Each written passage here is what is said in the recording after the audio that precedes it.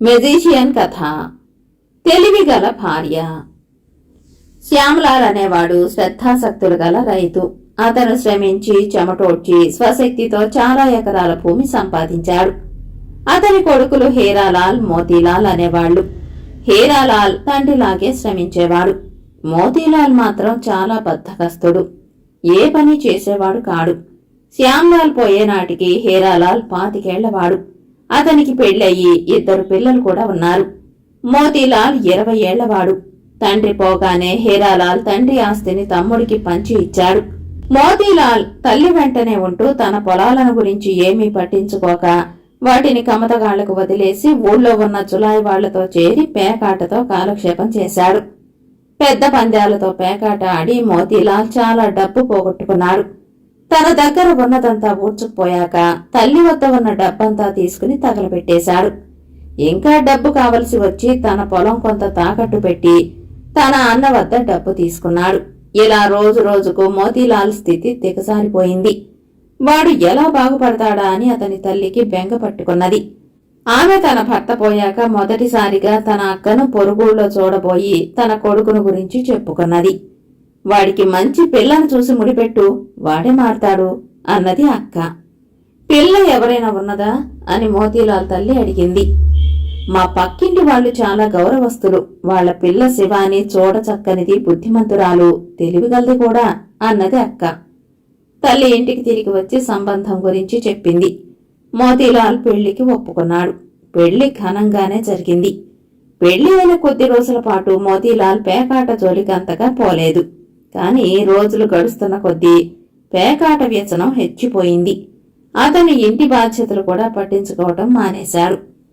వీడు మళ్లీ మొదటికొచ్చాడు, ఏం చేసేటట్టు అని అత్తగారు శివానీతో అన్నది. మీరేం దిగులు పడకండి అత్తయ్య, ఏదో ఒక ఉపాయం చూస్తాను అన్నది శివాని. ఒకరోజు రాత్రి ఆమె తన భర్తతో, మీరు కొంచెం జాగ్రత్తగా ఉండరాదు, ఈ పేకాటతో ఉన్నదంతా ఊడ్చిపెట్టుకుపోతుందేమో అన్నది. పెళ్లాం చేత బుద్ధులు చెప్పించుకునే మూఢుని అనుకున్నావా? ఇంకెన్నడూ నాకు సలహాలు ఇయ్యకు అన్నాడు మోతీలాల్. శివాని ఏడ్చి భర్తను నానా శాపనార్థాలు పెట్టింది. మోతీలాల్ వాటిని లక్ష్య పెట్టక, ప్రస్తుతం డబ్బు పోతున్న మాట నిజమే, కాని మనం నెగ్గిపోయిందంతా రాబట్టాలి. అదే జోదంలో ఉండే గమ్మత్తు, ఊరికే నసపెట్టక పడుకో అన్నాడు. శివాని దగ్గర బంధువు ఒక ఆయన అగ్గిపెట్టెల పరిశ్రమలో పనిచేసేవాడు. ఆయన చాలా తెలివి గలవాడు. ఆయనకు కొన్ని ఇంద్రజాలపు కిటుకులు కూడా తెలుసు. తన భర్తను మార్చడానికి ఆయన సహాయం తీసుకోదలిచి శివాని తన అత్తగారితో చెప్పి పుట్టింటికి వెళ్లి తన బంధువుకు కబురు చేసింది. అంతా విని ఆయన ఆమెకు మంచి సలహా ఇచ్చి సహాయపడతానని అన్నాడు. శివాని తిరిగి వచ్చింది. ఒకరోజు మధ్యాహ్నం మోతీలాల్ స్నానానికి పోబోతూ ఉండగా మోతీలాల్ గదిలో మంటలేచి అతని బల్ల మీది కొన్ని కాగితాలు, పుస్తకాలు మండాయి. నిప్పు నిప్పు అని శివాని కేకలు పెట్టింది. మోతీలాల్ పరిగెత్తుకుంటూ వచ్చి మంటలు ఆర్పేశాడు. చిత్రంగా ఉందే, ఆ బల్ల మీద నిప్పెలా వచ్చింది? సమయానికి నువ్వు చూసావు గనక సరిపోయింది, లేకపోతే ఇల్లంతా కాలి బూడిదై ఉండునే అన్నాడు మోతీలాల్.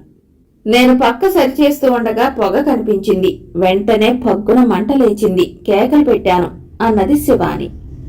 మర్నాడు నిద్రలేస్తూనే శివాని తనకు వచ్చిన కల తన భర్తకు చెప్పింది. వెలిగిపోతున్న రథం మీద ఒక ఋషి వాళ్ళ ఇంటికి వచ్చాడట. ఆయన ఆమెతో, తల్లి జాగ్రత్త, పేక మొక్కలు సర్వనాశన చేయటానికి మీ ఇంట ప్రవేశించాయి. వాటితో మీకు గల సమస్తము తుడిచిపెట్టుకుపోతుంది అన్నాడట. లేదు స్వామి, వాటితోనే మాకు ఐశ్వర్యము, ఆనందము వస్తాయి. ఇప్పుడు నష్టం జరుగుతున్నా నా భర్త కాలక్రమాన పోయినదంతా రెట్టింపుగా వడ్డీతో సహా గెలుస్తారు అని తానన్నదట. ఆయన పెద్దగా నవ్వి, అమ్మాయి, కావాలంటే వచ్చే శనివారం నేను చెప్పినట్లు చేసి చూడు. స్నానం చేసి రోజల్లా ఉపవాసం ఉండి పేక మొక్కల మీద ఇంత గంగాజలం చల్లు. ముందు వాటిని ఒక కొత్త గుడ్డలో మూటకట్టు. గంగాజలం ప్రోక్షించిన తర్వాత ఓంకరం ఓంకరం సర్వం అని మంత్రం చదువుతూ పేక మొక్కలను గబగబా కలుపు. వాటి ప్రభావం నీకే తెలుస్తుంది అన్నాడట. ఇదంతా చెప్పి శివాని, నాకిలాంటి కలలలో నమ్మకం లేదు సుమండి, సరదాకు చేసి ఏం జరుగుతుందో చూద్దామా అన్నది. ఏమిటే శివాని అంటూ అత్తగారు అక్కడికి వచ్చింది. శివాని ఆమెకు తన కల గురించి అంతా చెప్పింది. శివాని, నీకు నమ్మకం లేకపోతే పోని, నన్ను చేసి చూడనియవే. శనివారం రోజంతా నేను ఉపవాసం ఉండి ఏం జరుగుతుందో చూస్తాను అన్నది అత్తగారు. మీకేమన్నా పిచ్చా అత్తయ్య? కలలనెవరైనా నమ్ముతారా అని శివాని తన అపనమ్మకాన్ని సూచించేటట్టుగా తలాడించి నవ్వుతూ భర్తకేసి చూసింది. శనివారం ఉదయం మోతీలాల్ తల్లి తన కొడుకుతో, మోతీ, ఇవాళ పేకాటకు వెళ్ళకు నాయనా, నీ పేక ముక్కలు నాకియ్యి, ఏం జరిగేది చూడాలి, ఇవాళ ఉపవాసం ఉంటున్నాను అన్నది. నువ్వు నిజంగా కలలో చెప్పినట్లు చేయబోతున్నావా అమ్మా అని మోతీలాల్ అడిగాడు. అవును నాయనా, నిజంగానే చేసి చూస్తాను అన్నది తల్లి. పేక ముక్కలు ఇప్పుడు ఇయ్యను, మధ్యాహ్నం నుంచి తీసుకో, నా పేకాట మాన్పించడానికి ఇదో వంక అన్నాడు మోతీలాల్. అతను మధ్యాహ్నం ఇంటికి తిరిగి వచ్చి పేక ముక్కలను బల్ల మీద పెట్టి స్నానానికి వెళ్ళాడు. స్నానం చేసి భోజనం చేసి అతను నిద్రపోయాడు. చీకటి పడే వేళకు తల్లి వచ్చి మోతీలాల్ను లేపి ప్రయోగం చెయ్యబోతున్నానని అంది. శివాని వచ్చి, ఏమిటో అంతా అత్తయ్య పిచ్చి అని నవ్వింది. భార్యాభర్తలు మొహాలు చూసుకుని నవ్వుకున్నారు. మోతీలాల్ లేచి బల్ల మీద ఉన్న పేక ముక్కలను పోగు చేసి తల్లికి ఇచ్చాడు. ఆమె ఒక బుడ్డిలో గంగాజలం తెచ్చి వాటి మీద చల్లి వాటిని కొత్త గుడ్డలో కట్టి ముక్కలను కుదిలించి బలంగా రుద్దింది మంత్రాలు చదువుతూ. పేక ముక్కలలో నుంచి పొగలు మంటలు వెలువడ్డాయి. ఆమె ఆ ముక్కలను నేల మీద పడేసింది. అవి మండి బూడిదైపోయాయి. అది చూస్తున్న ముగ్గురి ముఖాలలోనూ ఆశ్చర్యం తాండవించింది.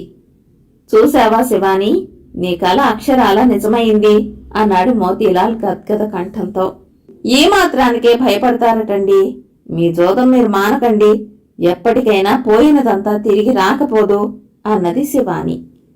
కాని మోతీలాల్ గుండె జారిపోయింది. పెద్ద చప్పుడుతో అతను చతికిల పడిపోయాడు. మర్నాటి నుంచి అతను పేకాట మానేశాడు. అతను పూర్తిగా మారిపోయి శివాని ప్రోత్సాహంతో పనిపాటలు ప్రారంభించాడు. అతని వెంట శివాని కూడా పొలానికి వెళ్తూ వచ్చింది. అతని అన్న తాను తాకట్టు ఉంచుకున్న పొలాలు అతని పరం చేసేశాడు. మోతీలాల్ మంచి వ్యవసాయదారుగా తయారయ్యాడు. ఈ విధంగా శివాని కృషి ఫలించింది. ఎందుకు ఆమె ఏం చేసింది? ఆమె బంధువు ఆమెకు 2 రకాల పదార్థాలు ఇచ్చాడు. ఒకటి నిప్పు పెట్టే పక్కలకు పూసేది, రెండోది నిప్పు పుల్లల తలలలో ఉండేది.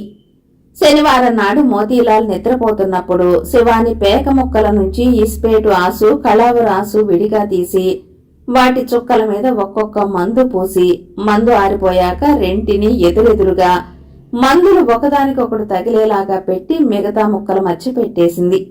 శివాని సలహా పైన ఆమె అత్తగారు గంగాజలానికి బదులు అరకు అంటే ఆల్కహాల్ చల్లింది. దాని వాసన తెలియకుండా అగరవత్తులు అవి అంటించారు. పేక ముక్కలను గట్టిగా రుద్దేటప్పుడు 2 ఆసుల మధ్య ఒరిపిడికి నిప్పు పుట్టింది. అరకు మూలకంగా అది చూస్తూ ఉండగానే జ్వాలగా మారింది.